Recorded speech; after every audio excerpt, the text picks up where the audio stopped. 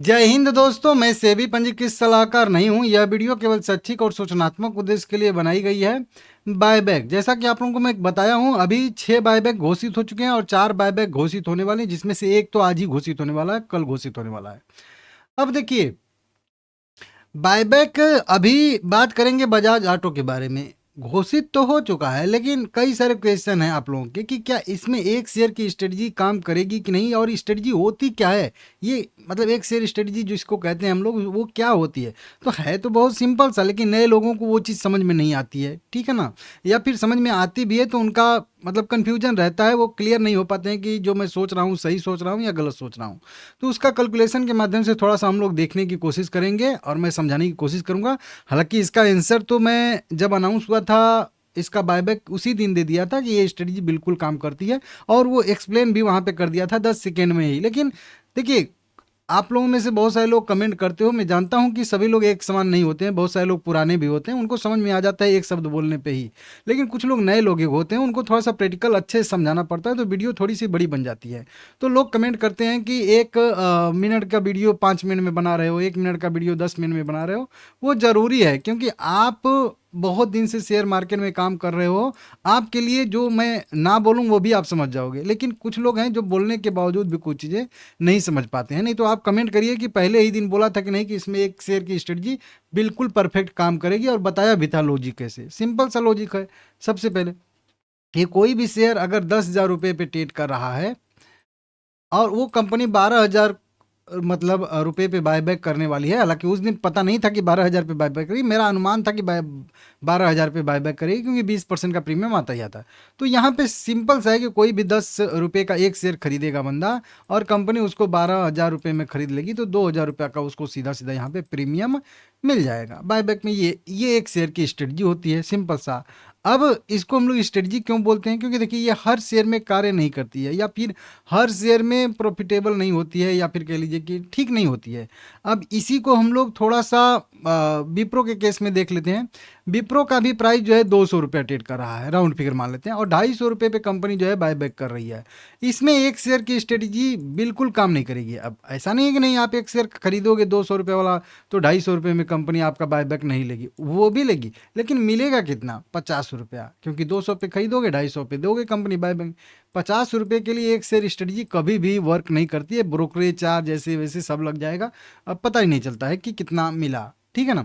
और वही चीज़ जब बड़ा प्राइज होता है, जैसे कि इसके केस में कि 10,000 रुपये का इसका करेंट प्राइस है, और कंपनी 12,000 रुपये पे अगर कह लीजिए बायबैक लेके आ रही है, तो इसमें अगर एक शेयर हम खरीदेंगे तो सीधा सीधा हमको 200 रुपये, 2,000 रुपये का एक शेयर पे प्रीमियम मिलेगा, अगर ये एक शेयर हमारे बायबैक में चले जाते हैं तो स्ट्रेटजी का मतलब एक और चीज़ होता है कि क्या हम एक शेयर बाय करेंगे तो क्या वो एक शेयर कंपनी खरीदेगी भी कि नहीं खरीदेगी। क्यों ऐसा क्वेश्चन क्यों आता है, तो इसके पीछे कारण है। एक होता है इंटाइटलमेंट रेशियो, एक होता है एक्सेप्टेंस रेशियो। पहले पता चलता है हम लोगों को इंटाइटलमेंट रेशियो। तो एंटाइटलमेंट रेशियो क्या होता है ना, कि वो हम लोगों का एक अधिकार होता है कि कितने शेयर पे कंपनी कितना शेयर बायबैक में मतलब आपका लेगी, आपका कितना अधिकार है देने के लिए। वैसे तो एक्सेप्टेंस रेशियो में कितने भी शेयर जा सकते हैं अप्लाई करने के बाद, लेकिन एक आपका अधिकार भी होता है कि हमारे इतने शेयर के बदले में इतने शेयर जाएंगे। अब साइज वाइज के हिसाब से ये मैटर करता है। अब मान लेते हैं एक केस में कि कोई बंदा एक शेयर खरीदा है, कोई बंदा 2 शेयर, कोई बंदा 3 शेयर, कोई बंदा 4 शेयर, 5 शेयर, 6 शेयर, और मान लेते हैं कोई बंदा 10 शेयर खरीद के चल रहा है, और मैक्सिमम इसमें 20 क्वांटिटी आपके पास रहेगी, तो आप रिटेल कैटेगरी में रहोगे। ये सब टॉपिक बात का है, मैं समझाऊंगा। फिलहाल में जिस टॉपिक में है वो, तो सिंपल सा लॉजिक तो समझा दिया आप लोगों को कि नॉर्मल केस में तो हम लोगों का एक शेयर है, 12,000 में कंपनी बायबैक, 2,000 रुपया का बेनिफिट हो जाएगा। लेकिन ये एक शेयर बायबैक में जाएगा कि नहीं जाएगा, ये भी तो एक बड़ा क्वेश्चन मार्क है ना। ये कैसे पता चलता है, तो देखिए, नॉर्मल कंपनियां एक शेयर बायबैक में ले लेती हैं, लेकिन जब कोई कंपनी बड़ा साइज का लेके आती है तो उसमें क्लियर होता है। अब छोटे केस में ये जो है थोड़ा सा दिक्कत कर जाता है, और वो मैं आपको कभी जब समझाऊंगा शेयर होल्डिंग पैटर्न इसका, ठीक है ना, कि इंटाइटलमेंट रेशियो कितना रहेगा, ये उसका टाइटल रहेगा, तो उसमें मैं डिटेल में आपको ये चीज़ समझाऊंगा। फिलहाल में मान के चलिए कि हाँ, एक शेयर आपका बायबैक में जाएगा, लेकिन एक केस में नहीं जा सकता है, वो मैं आपको समझाऊंगा, वहीं इंटाइटलमेंट वाली वीडियो बनाऊंगा तब, ठीक है ना। नहीं तो फिर बहुत सारी चीज़ें समझानी पड़ेगी, ये वीडियो और बड़ी बन जाएगी, ठीक है ना। अब देखिए, कोई शेयर मान लेते हैं कि कंपनी का एक्सेप्टेंस रेशियो या इंटाइटलमेंट रेशियो आता है 30% का, कितना, 30% का। अब 30% के इंटाइटलमेंट रेशियो का मतलब क्या होता है कि हर 3 शेयर में से कंपनी आपके 1 शेयर बायबैक में खरीदेगी। तो चलिए यहाँ पे हम मान लेते हैं कि जो बंदा 3 शेयर खरीदेगा उसके कंपनी 1 शेयर बायबैक में लेगी ही लेगी, वो इंटाइटलमेंट है, वो उसका अधिकार है। कोई बंदा 6 शेयर बाय करके चला है तो उसका 2 शेयर बायबैक में जाएगा ही जाएगा, वो इसका अधिकार है। और कोई बंदा मान लेते हैं अपर ही 20 शेयर खरीद के चल रहा है तो तिरछा कटारा 3 7 21, तो लगभग लगभग उस कंपनी जो है उसके 7 इक्विटी शेयर जो है वो बायबैक में उसके जाएंगे ही जाएंगे, वो मतलब उसका इंटाइटलमेंट है। लेकिन बीच में मैटर फंस जाता है कि जिसके पास 1 शेयर है उसका इंटाइटलमेंट कितना है 0.3, क्योंकि 1 शेयर है उसका तिहाई भागी कंपनी बायबैक में लेगी, तो 0.3 आ गया, मतलब 5 से 0.5 मतलब आधे शेयर से भी नीचे आ गया। वहीं पे किसी के पास अगर कह लीजिए 2 शेयर है तो उसका इंटाइटलमेंट रेशियो कितना है 0.6 आया। ठीक है ना, अब ये आप इतना समझते हो कि 1 शेयर का दूसरा भाग क्या होता है, तीसरा भाग क्या होता है। ठीक है ना, तो अब इस केस में जब हम 1 शेयर की स्ट्रेटजी अपनाएंगे तो हमारा इंटाइटलमेंट रेशियो आएगा 0.3। ठीक है ना, 0.3 आएगा, मतलब 30% कह लीजिए 1 शेयर का, और 2 शेयर पे 60% आएगा। अब इस केस में क्या होता है कि बहुत सारी कंपनियां जो 0.5 होता है उसके ऊपर के 1 शेयर जो है वो बायबैक में लेती ही लेती हैं। उनका भी ये रूल होता है कि जो शेयर जो है 0.5 से ऊपर रहेगा उनके हम 1 शेयर जो है वो बायबैक में लेंगे। तो जिसके पास 2 इक्विटी शेयर है उसका 0.6 आ रहा है 30 के हिसाब से, हालांकि ये बाद में पता चलता है, तो उसका 1 शेयर जाएगा। लेकिन अगर 1 शेयर हमारे पास है तो 0.3 एक इंटाइटलमेंट रेशियो आ रहा है, तो मतलब हमारा जरूरी नहीं है कि कंपनी लेगी ही लेगी। लेकिन उसमें भी एक लाइन अगर कंपनी लिख देती है कि जितने भी शेयर होल्डर हैं उनके चाहे कितने भी इक्विटी शेयर हों सबका 1 शेयर तो हम लेंगे ही लेंगे। और ये कब लिख के आता है, ये लेटर ऑफ ऑफर में आता है। जब लिखूंगा किसी थंबनेल पे कि लेटर ऑफ ऑफर आ गया तो समझिएगा कि वही वीडियो है, उसमें वो पता चलेगा कि 1 शेयर लेगी कि नहीं लेगी। ठीक है ना, वो आएगा 1 डेढ़ महीने बाद, तो रिकॉर्ड डेट के आसपास आएगा, रिकॉर्ड डेट आने के बाद भी कह लीजिए आएगा, ये चीज़ रहता है। तो अगर से कंपनी 1 शेयर बायबैक में लेती है तो आपका जो 1 शेयर की स्ट्रेटजी है परफेक्टली काम करेगी। अगर 5% से ऊपर वाले शेयर लेती है तो फिर 2 शेयर की स्ट्रेटजी काम करेगी, मतलब 2 शेयर खरीदेंगे तो 1 शेयर चला जाएगा बायबैक में और 1 शेयर आपका बच जाएगा। अब इसी तरीके से अगर ऊपर के साइड में जाएंगे तो 3 शेयर जिसके पास है उसका 1 शेयर तो इंटाइटलमेंट है ही जाएगा। लेकिन जिसके पास 4 शेयर हैं उसका आएगा 1.3 इंटाइटलमेंट रेशियो, मतलब 1 शेयर और 1 शेयर का तीसरा भाग आएगा। ठीक है ना, तो अब उसके केस में क्या होगा कि अगर 1 शेयर उसका बायबैक में चला जाता है तो ऊपर के साइड में वाला भी जो 0.3 में उसका आ रहा है वो जाएगा कि नहीं जाएगा, तो ये भी उसी पीडीएफ में हम लोगों को पता चलता है। तो इस तरीके से यहाँ पे होता है। अब देखिए कैलकुलेशन के माध्यम से सीधा यही चीज़ होता है कि नॉर्मल केस में हम क्या करते हैं कि हम 1 शेयर खरीदते हैं, जो भी हमारा एवरेज प्राइस रहता है मान लेते हैं 10,000 रुपया। 2 शेयर हम खरीदे तो हमारा इन्वेस्टमेंट आया टोटल 20 रुपया। सेल अगर अभी करेंट प्राइस के हिसाब से करेंगे बिना बायबैक में दिए तो अभी 10,500 रुपया ट्रेड कर रहा है, तो टोटल वैल्यू हम लोगों का 2 शेयर बेचेंगे तो 21,000 आएगा।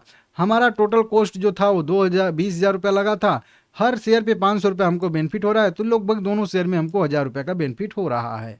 ठीक है ना, वहीं पे अगर 1 शेयर की स्ट्रेटजी रहेगी तो उसमें क्या हो जाएगा, 1 शेयर की स्ट्रेटजी में 1 शेयर आप 10,000 में खरीदोगे, 10,000 का टोटल इन्वेस्टमेंट है, 12,000 रुपये बेचोगे, टोटल वैल्यू आपको 12,000 रुपये मिलेगी। हर 1 शेयर पे आपको 2,000 रुपये का सीधा सीधा बेनिफिट यहाँ पे हो जाएगा, इस तरीके से आएगा। लेकिन वहीं पे अगर 1 शेयर की स्ट्रेटजी नहीं रहती है तो फिर ये थोड़ा सा ऊपर नीचे भी हो सकता है, क्योंकि 1 शेयर खरीदोगे, 1 शेयर 2 शेयर खरीदोगे तब कहीं जाके 1 शेयर बायबैक में जाएगा और फिर 1 शेयर आपका बच जाएगा। अगर उसमें भी प्रॉफिट हो रहा है तो उसका भी दोनों का प्रॉफिट जुड़ के आपका 2,500 का प्रॉफिट होगा, क्योंकि 2,000 तो आपका 1 शेयर पे प्रॉफिट होगा ही होगा।